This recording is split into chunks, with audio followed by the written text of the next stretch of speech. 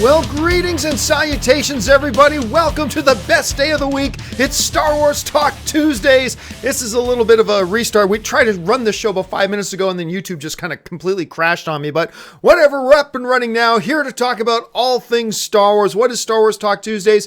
It's simple. It's just like the regular John Campea show Monday through Friday, except that all we do is talk about our favorite thing in the world, which is, of course, Star Wars. Now, here's how today's show is going to run. I have picked out a bunch of questions that you guys have emailed into me, a bunch of topics and questions. How do you get a topic or a question on Star Wars Talk Tuesdays? Absolutely simple. Just email me anytime at john@thejohncampeashow.com. Once again, that's john@thejohncampeashow.com. Except make sure you put SWTT, that's Star Wars Talk Tuesdays. Put SWTT in the subject line. That way I can tell you are sending a question for Star Wars Talk Tuesdays. And as always, guys, when you send in an email, please make sure you keep it to 90 words or less. Any longer than that, and I'm not going to bother reading it because I wouldn't even be able to fit it on the screen even if I wanted to. Okay, now with that stuff out of the way, all the preamble, I got one piece of news that kind of came up, a report that's been coming out that really shouldn't surprise any of us. There are reports going around right now that Ron Howard, who has now finally wrapped his shooting of the Han Solo movie, just called Solo, he's now wrapped shooting. The basic reports are saying that he completely, like almost from scratch, reshot this entire movie. They're saying he reshot like 80% of the movie or more is what he did. And he basically doubled the budget on the project because essentially he had to start from scratch on this whole thing. So now look, this shouldn't surprise any of us because normally a lot of movies take like 12 weeks to shoot. If you're going to shoot a movie right from the beginning of production, it usually takes about 12 weeks. It can take a little bit longer than that. He's been shooting this thing for almost 16 weeks. Like, a lot of people forget about that. Ron Howard has actually been shooting this film as long or longer than what normal films take to shoot. Essentially, what that tells us is that they really wanted to do away with most of what Lord and Miller did, which is consistent with everything that we've been hearing. Look, Lord and Miller, and I love Lord and Miller, but they made an agreement with Lucasfilm and with, the writer of the film and all that kind of stuff about this is the script that we're going to do. And they were trying to make Han Solo into slapstick spoofy comedy. And Lucasfilm did not want that. And it kind of shows by the fact that they've gone back and almost redone the entire thing. Now, the only other time I can remember, or at least the last time I remember, a movie going through this extensive of reshoots, like where they almost just entirely did almost the entire movie. You have to go back to that Brad Pitt movie, World War Z. And that was a movie they just gutted and practically shot all over again, doubling their budget and all that kind of stuff. But you know what? It worked because World War Z actually ended up being a pretty damn good film, and it was going to be a pretty bad film. Now, we don't know if Lord Miller's film was going to be a bad film. It was just clearly not the film that Lucasfilm wanted a Star Wars film, nor was it they felt what a Star Wars movie should be. So they scrapped it altogether. So I really wouldn't really worry. Now, people are saying, oh, now they're rushing it. Well, no. Ron Howard had a full 4 months. He had a full 16 weeks to shoot this thing the right way. They already had the script from Larry Kasdan that they wanted to go back to and make sure they did properly. So it's not like they were completely starting from scratch. And for the actual production time in front of camera, they had all the time in the world. And a lot of the visual effects were probably just going to end up being the same. So I really don't see how anybody feels or is suggesting that, oh, this Solo movie is going to be a rushed movie. Now, look, I'm not super excited for the Solo movie anyway, because I haven't been excited for a Solo film right from the beginning. However, it is a Star Wars film, and so I'll obviously be there opening night. But I don't really think that the way they handled this and the way they jumped on it quickly and the way they brought in an experienced filmmaker like a Ron Howard and the fact that they already had their script, it's just that Lord Miller didn't really stick to, now they can reshoot and do all this kind of stuff. I don't really think it was that rushed. I mean, look, I would think it was rushed if Ron Howard came in and they said they redid like 75% of the movie and they did it all in 3 weeks. Then I would say, yes, they rushed. But he took 16 weeks. That is not a rush. That is him taking his damn sweet time shooting the movie he wanted to shoot.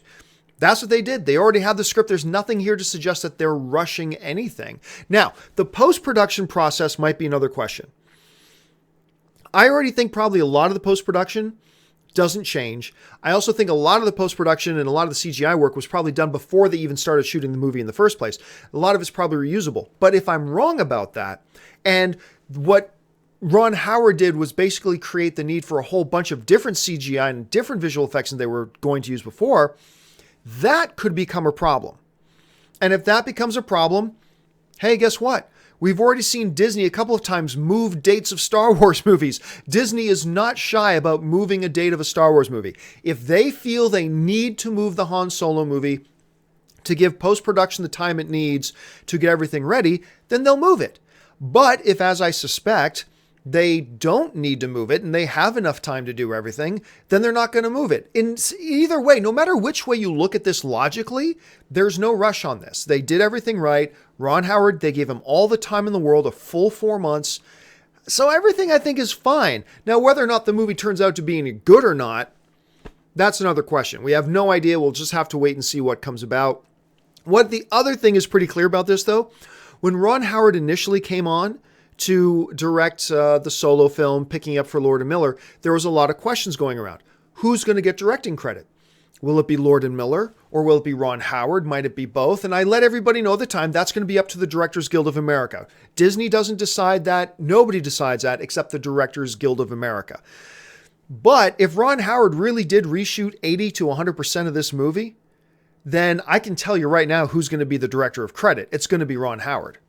Ron Howard will be the director of credit for this movie. They might put on Lord and Miller as producers. They might list them as producers on the film, associate producers or executive producers or whatever. They might give them credit still for the foundation that they laid, but I am 99% sure. No one's told me this. I'm just looking at all the information we have in front of us and drawing a conclusion. And the drawing of the conclusion that I'm coming to is that Ron Howard's going to be the director of record on this film. And if it's 90% his movie, then that's the way it should be. We'll just have to see how that all works out. But I want to know, what do you guys think about all this? What do you think about how much they're saying Ron Howard reshot? What are you thinking about who should get director's credit?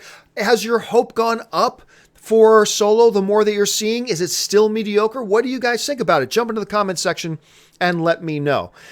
All right, I'm going to go to the first question today that came in from you guys on email. But before I get to it, I'm also going to let you guys know this. For those of you who are watching live, I am going to save a little bit of time at the end of the show to take your live questions. And this is how you get a live question on. Simply jump on Twitter, start your tweet with @JohnCampea, and then send the rest to me. And I will get it. And then I will get through just as many Twitter questions as I can. And maybe you will see your Twitter question pop up on the bottom of the screen here. All right. Now with that out of the way, let's go to the first official emailed in question today. And the first official emailed in question today comes to us from Luke Baxter, who writes, "Hey John, how's your day? My day's going very well, thank you, Luke. My question is, what's up with the Star Wars Underworld show? I came across it on IMDb and I'm perplexed whether or not it's happening because it has a December 2018 release date, yet we've heard nothing about it as of yet.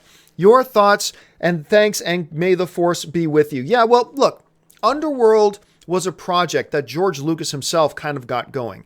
He envisioned this show, I believe it was supposed to be live action too, a live action show that would be televised on network TV that took place in between the events of, I want to say episode 4 and episode 5. That's what I want to say. I think they were doing it between the events of, no, or was it between the return of the Revenge of the Sith and A New Hope? You know, that's probably when it was. I think it was between Revenge of the Sith and A New Hope is when it was going to be set. And it was going to be set on Coruscant, in the underworld of Coruscant. You know, a lot of criminals, the subfloor levels where people dwell in the world that is down there. And I think, you know, bounty hunters were going to be a big part of it. And there was going to be like crime lords, and maybe huts and all that kind of wonderful stuff. And apparently he wrote like 100 episodes. They wrote like 100 episodes of Underworld. And this was all the way back in 2004, 2005. However, it never came about. It kind of got shelved, and then the purchase of Disney, of Lucasfilm happened, and then nothing really got talked about since then. So I don't know what somebody put on IMDb, but as of right now, there is no Underworld live action TV series coming. And by the way, IMDb, just to be clear, cannot be taken as authoritative for projects that haven't come out yet. For projects that have come out and are already in our rearview mirror, IMDb is basically 100% reliable.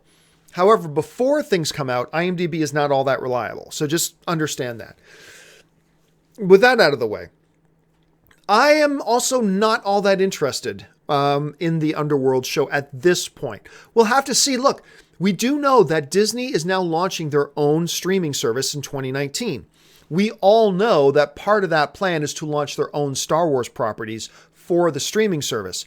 Maybe Underworld gets resurrected and come back as that, or maybe they do something completely different. As of right now, though, as far as I understand, there is no there is no Underworld, Star Wars Underworld thing that's going to happen. At this point, that could change. We'll have to see what happens.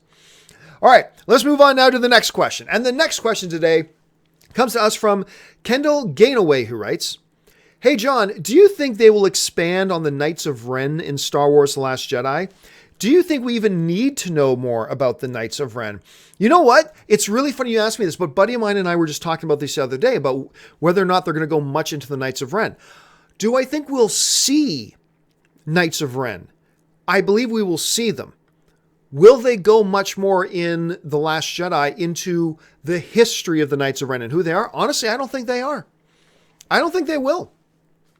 In as much as in the original Star Wars, when they mentioned the Clone Wars, they never go into it until, 30 years later and the prequels come out. I mean, so they never touch it. Just because they mentioned the Knights of Ren and Snoke saying that Kylo is master of the Knights of Ren and all this kind of stuff, I honestly don't think they're going to spend any time on it.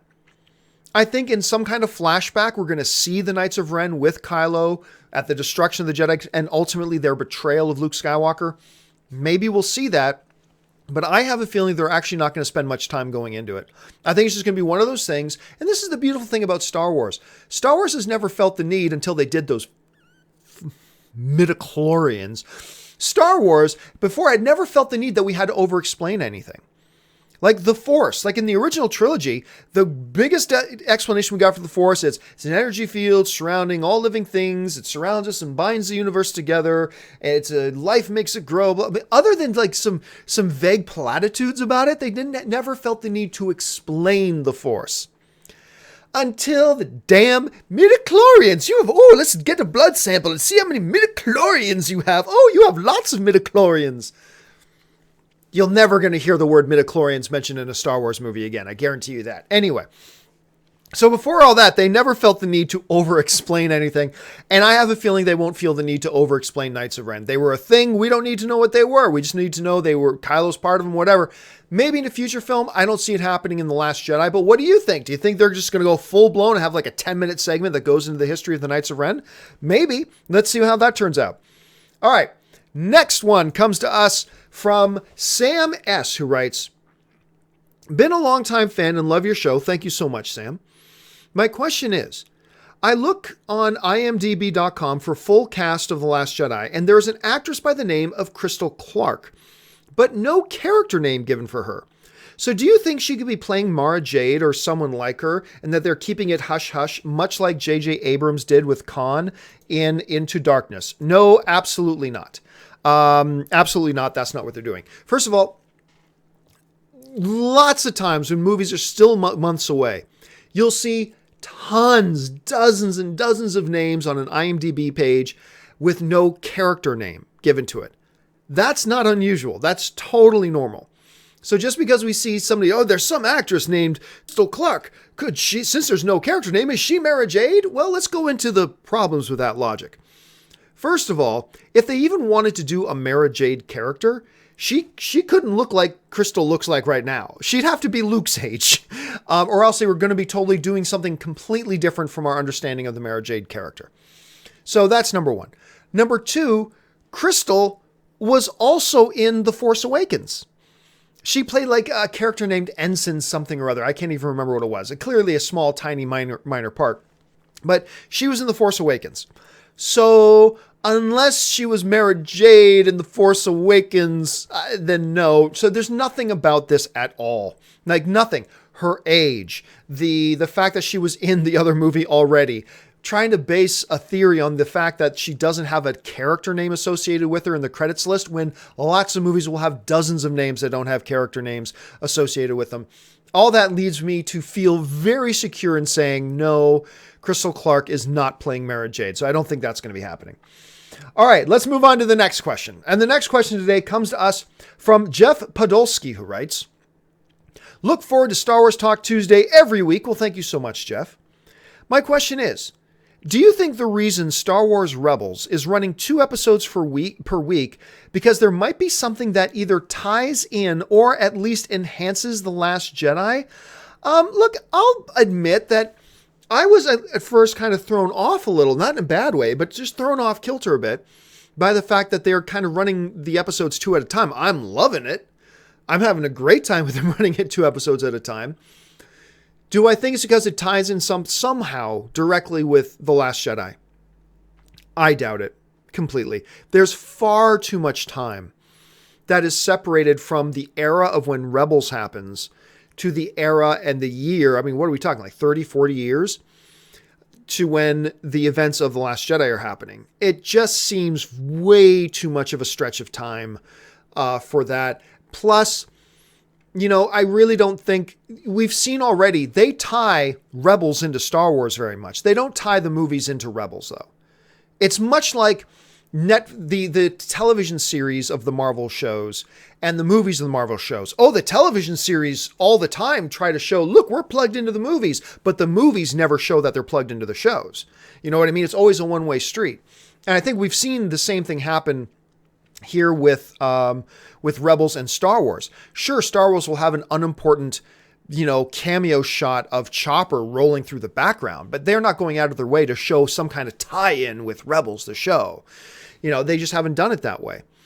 Because of all that, no, I don't think that the reason they're doing 2 episodes at a time has anything to do with the timing of The Last Jedi. I really don't. Now, maybe we'll be really pleasantly surprised and there is some kind of, maybe we'll get to the season finale of Rebels, which would ultimately be the series finale of Rebels, and it'll have some kind of big overture that really is a direct tie into The Last Jedi. And then The Last Jedi comes and it shows a connection to that last overture. Maybe that's possible, but I don't see them changing their entire programming schedule just for the sake of some minor little bit that would be in the series finale with some minor little bit that would be in The Last Jedi. I don't see that happening. It's possible, but if I had to put money on it, I would guess no. All right, let's move on now to the next question. And the next question today comes to us from Stephen Mintz, who writes, I know in Star Wars, the Force isn't supposed to be handed down genetically. If this is true, why did Obi-Wan and Yoda feel it necessary to hide Luke and Leia? Doesn't the fact that they felt it necessary to hide them inadvertently admit that there can be a familial or genetic connection, but perhaps it's rare? All right, thanks a lot for the question, man. And look, one of the interesting things, we've talked about this before. One of the points I keep trying to make when people say, Rey must be Luke's daughter. How else could you explain her having the Force? And my argument has always been, throughout the entire hundreds of thousands of years of Star Wars history, until Luke Skywalker, Force users are just born. They don't have to come from Force using parents. Like we found out in the prequels, as Qui-Gon Jinn pointed out, we find out, number 1, Jedi aren't even allowed to have romantic relationships, let alone have children.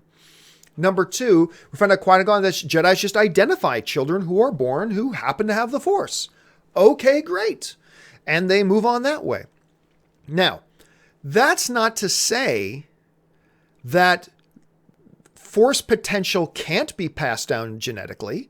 Like we found out in, I think it was a Return of the Jedi, that Obi-Wan says something along the lines of, Yoda and I knew, or the Emperor knew, as we did, that were Vader to have any offspring, they could be a threat, that kind of thing. So clearly, there is some kind of thought process in Star Wars that Force potential can be handed down genetically. So clearly, that was established in the original trilogy, that that's possible. It's just that that's not the norm. It's never been the practice. It's never been anything like that. So, is it possible that it could be passed down genetically? Yes. Is that something that Obi-Wan and Yoda were aware of? Yes. It just does, but that truth doesn't undermine the fact that just because somebody has the Force means they must come from Force-wielding parents, because that has been completely incorrect 99.999999999% of the time through hundreds of generations of Jedi. So that's been the whole point there. So yes, the potential exists to pass down Force potential genetically, but that does not mean that anybody who's got the Force must have Force-wielding parents, because that's not how it's been in the Star Wars universe for the tens of thousands to maybe hundreds of thousands of years, going back all the way to the Old Republic and before that. So that's just been the point I was trying to make on that. All right. Last email question of the day, and then I'm going to go over to you guys in the live and to see what questions you guys are sending to me on Twitter. And the last question comes to us from Paul Vandersay, who writes, hey, why did that just suddenly jump? Why did that jump? Wait a sec, what's going on here? Something's wrong with my thing.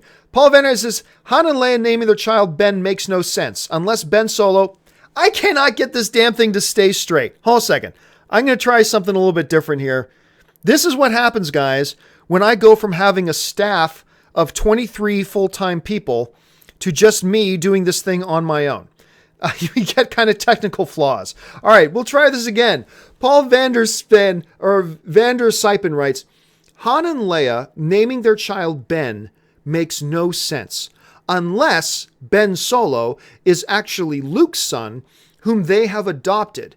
If that is true, then the theory that Rey is Leia and Han's daughter makes more sense. Your thoughts? No. First of all, the notion that Han and Leia naming their kid Ben makes no sense. Why would you say that? First of all, Luke knew Ben all of about 24 hours longer than Han did. I mean, yes, he knew him beforehand, but he never really had an engaging relationship with him until, after the droids went missing, he was taken down by the Raiders, and then Obi-Wan came and saved him. That was all of about less than one day before Ben met Han Solo. And then they flew off together. Princess Leia clearly knows lots about Ben Kenobi. Leia knew more about Ben Kenobi than Luke did. She grew up hearing stories of the adventures of General Kenobi, the Jedi Master, from her father, who fought with him in the Clone Wars. When she was in trouble, the one person she reached out to was General Ben Kenobi. That's who she sent out, or General Obi-Wan Kenobi. That's who she sent out her distress signal for. And then he is the one responsible for her being rescued off the Death Star. It was him and his sacrifice at the hands of Darth Vader, making sure that he took down that tractor beam to even allow them to escape with the Death Star plans, which allowed the Rebel Alliance to take out the first Death Star. Their lives, they owe their lives to Obi-Wan Kenobi. They owe their lives to Ben Kenobi. To say that... And then Luke and Leia, by the way, it's how Han and Leia met, was the fact that Ben led them into the Death Star and did everything they needed for them to even meet in the first place. Have this massive life and death situation, find out from Luke everything that Ben did. To say that it makes no sense then that they would name their child Ben. Of course it makes sense. It makes absolute total sense. Like, look, if for some reason the night I met my wife, Anne, I was introduced to Anne by this guy, Rick. And the night that we met, there was some kind of burglary in progress at the club, and Rick sacrificed himself to save me and my wife. Guess what? There's a pretty good percentage chance that when me and my wife have a son, I'm going to name him Rick. I mean, there's a good chance about that. Luke did not know him all that much longer than those two did. So yes, absolutely, it makes perfect sense why Han and Leia, particularly Leia growing up on the stories of Obi-Wan Kenobi, who is ultimately the one who let them have victory in the first Star Wars film. It makes total sense. And with their connection with Luke, that they go, you know what? We're going to name our firstborn son Ben. We're going to name him Ben after Obi-Wan. That's what we're going to do. It makes total sense. I don't know why you would think for even a second that it didn't make sense. Like, to me, it totally does. Anyway, maybe you guys have different thoughts on that. Maybe you have a different opinion. Jump into the comments section and let me know. All right, guys, with that out of the way now, it's time for me to go over to the live Twitter board. So I'm going to open up my Twitter message feed here and see what we got. And we are going to get started. Okay, we're going to start with this. The first tweet comes to us from MT Movie Critic, who writes, John, the Ron Howard / Lord Miller situation is somewhat similar to Superman 2 and Richard Lester and Donner. A little bit similar. I mean, this is a more extreme example. Actually, this is by far a more extreme example, but you're right. The two situations do bear some similarities. This one is a little bit more extreme. So I don't know you can draw direct parallels, but you're absolutely right when you say there are some similarities. There totally are. All right, let's try the next one. And the next Twitter question comes to us from Jedi PTA 316 writes, John, with Brea's sly comment to Leia about finding herself a scoundrel, could we see a young Bail Organa movie? Seeing scoundrelish. Well, he's making reference to a line in the new Leia novel when she makes that sort of comment. I don't know. I mean, I think I'd be up for seeing a story. Look, I'm generally one that I don't like going backwards in our storytelling. I like moving forward in storytelling. Or at least if you're going to go backwards in storytelling, go backwards to stories we have never touched on before. The story of Bail Organa, okay, that could be interesting because he's not like one of the main characters we've had in Star Wars, right? He isn't Luke or Lando or Han or Leia or Chewie or 3PO or R2 or any of the rest of them. He's a relatively minor character in the films. Well, he's a very major presence, but we don't spend a lot of screen time on Bail Organa. So let's put it this way. It wouldn't be my first choice to go back and doing a Bail Organa or a young Bail Organa movie. I would probably lean against it. But out of all the characters that already exist in the Star Wars universe, I would probably bristle less at a Bail Organa. Let's put it this way. I would much rather see a young Bail Organa movie than a young Yoda movie or a not Obi-Wan, a Yoda movie or a Jabba the Hutt movie or anything else, or even a young Lando movie. I would much prefer probably a Bail Organa one. Maybe Obi-Wan, who knows? All right. Tassio's not writing a Star Wars question, so I'm going to jump after that.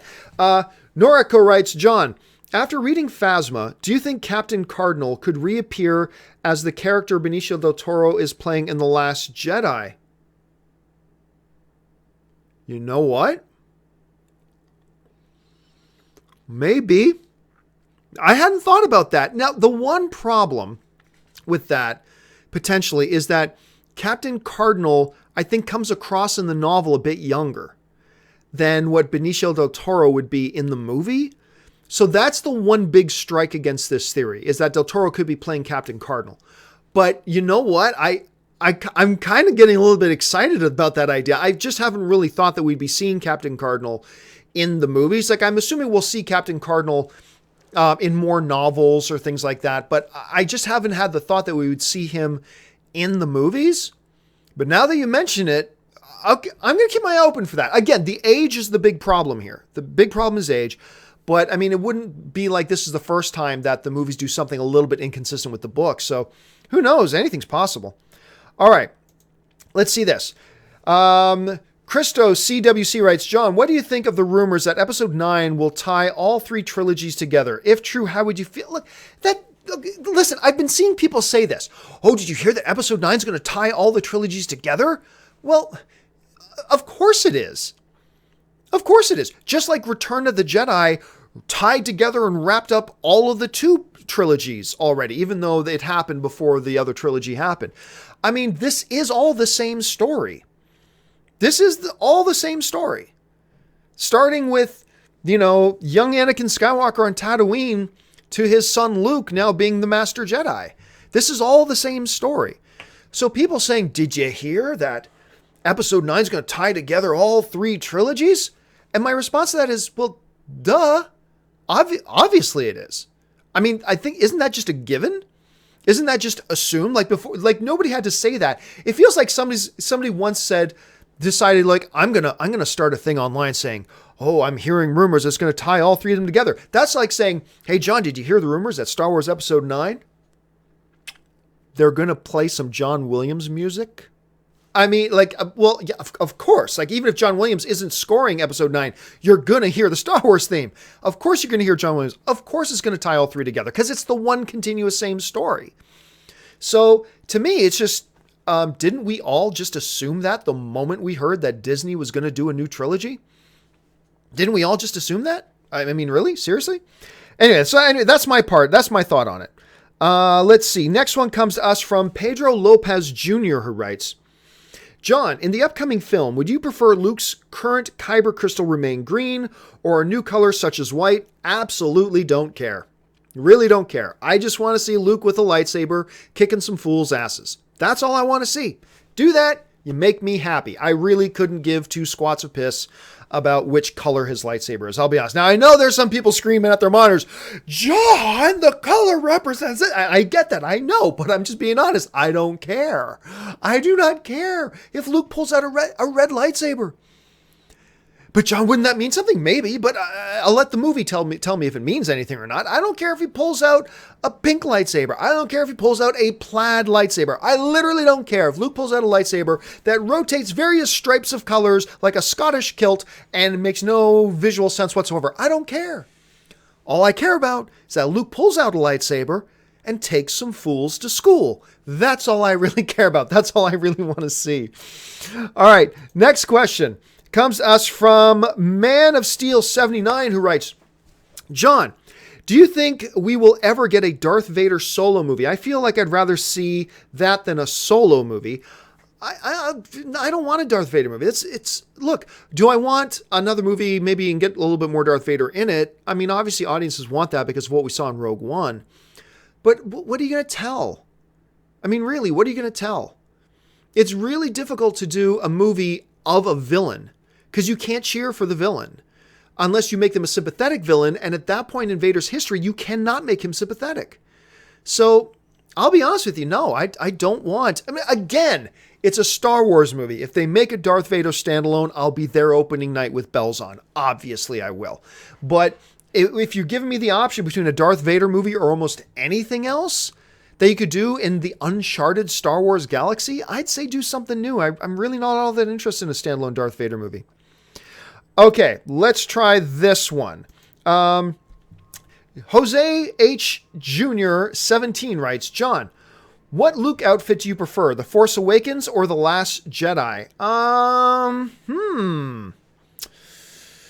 gotta tell you, I've been digging some of the outfits I've been seeing in the promo art. I've been digging some of the, there's that one particular with the darker color, looks like darker leather. I'm digging that look. I really like the look from the Force Awakens as well. I thought that looked good too. Just mark me down as being really damn happy with everything I'm seeing so far. Okay, next one. The House Chill writes, John, I'm tired of everyone talking about Kylo Ren's immaturity and adolescence. He was 29 in The Force Awakens.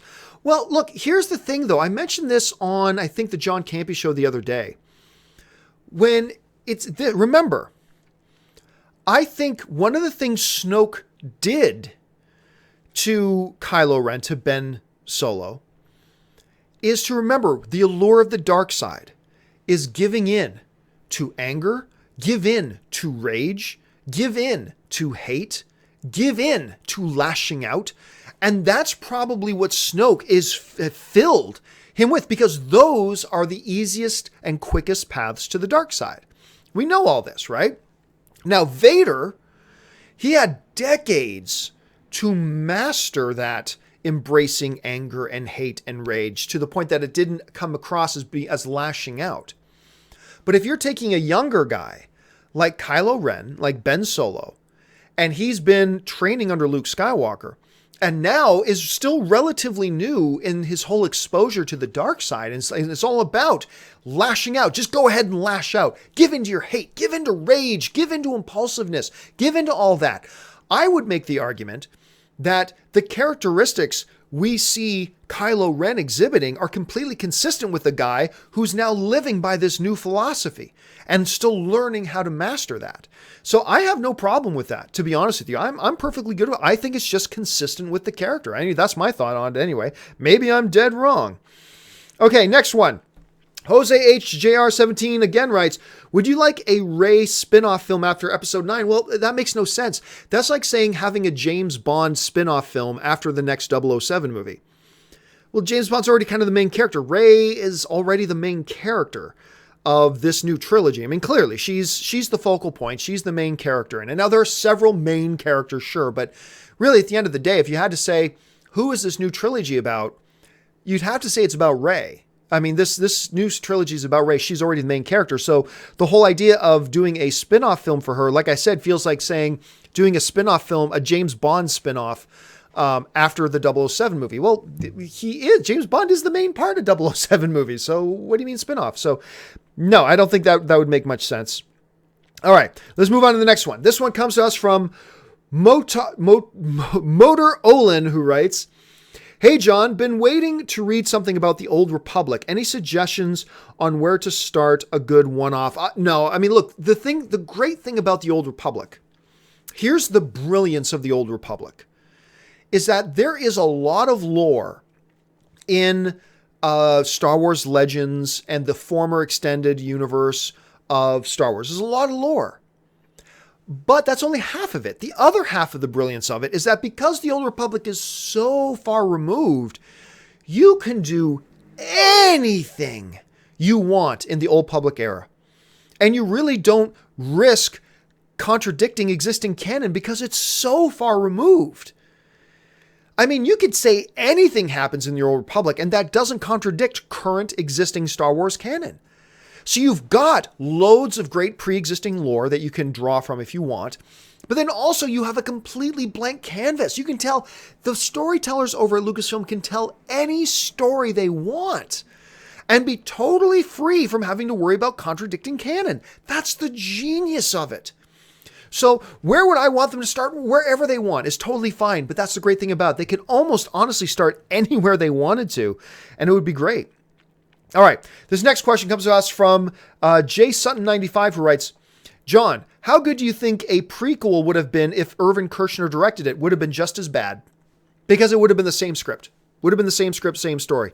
It probably would have come across a little bit more interesting and a little bit less cringy and a little bit less this and a little bit less that because he's a great director, sure, but it's still the same script. So you're really not going to get that much of a different movie. I'm sure he would have made that script the best movie it could have been, but it still would have been based on that script. So it probably would have improved them. It's just limited how much it could have improved them, depending on how much freedom it would have had. Okay, let's try this one. This one comes to us from Scarf Bricks, who writes, "John, do you think the episode 7 of season 2 Backlash and Stranger Things is an issue for The Last Jedi, considering Luke may be separate from the main cast?" Honestly, I liked episode 7 of season 2 of Stranger Things. It was very different. I think that episode was specifically there to set up future things, to set up things that are coming down the road for Stranger Things. Because remember, I think they said they're going to do 4 seasons of Stranger Things. So clearly they needed to set some stuff up for later. I'm totally comfortable. I liked it. So I don't know what the issue with that is. As far as that's concerned, hey, Luke has been separate from the main cast since the beginning of The Force Awakens. That's not new. So ever since The Force Awakens began, there's been no Luke Skywalker. For him to be separated from everybody else, he's not separated from everybody else. He's got Chewie there. He's got Rey there. He's got R2 there. So he's not totally separated. And I'm still hoping he gets off that damn island. I'm still keeping my fingers crossed that Luke gets off that damn island. I really need him to get off that island. All right, guys, that will do it for today's installment of the John Campea Show. Sorry, this is Star Wars Talk Tuesdays. That will do it for, see, it's all motored. It's all muscle memory. That'll do it for today's episode of Star Wars Talk Tuesday. Thank you so much for joining me. Hey, don't forget, guys, if you want to get an email topic or question in on the next episode of Star Wars Talk Tuesday, make sure you email me at john@thejohncampeashow.com and put SWTT in that subject line. Also, guys, don't forget, all of my shows, including Star Wars Talk Tuesday, the John Campea Show, the Movie News Feed, the Weekly Hero, all my videos are all made possible because of my Patreon supporters. Do me a favor, guys. If you're somebody who watches my videos and enjoys my videos, go on over to www.patreon.com/JohnCampea, get information about what it means to be a Patreon supporter, how being a Patreon supporter makes these shows possible, and what benefits there are to being a Patreon supporter in the first place. And then maybe you can become one of my Patreon supporters too, which would be awesome. Anyway, guys, click the thumbs up button, leave a comment, leave your thoughts. Thanks again so much for joining me, guys. My name's John Campea, and until the next time, bye-bye.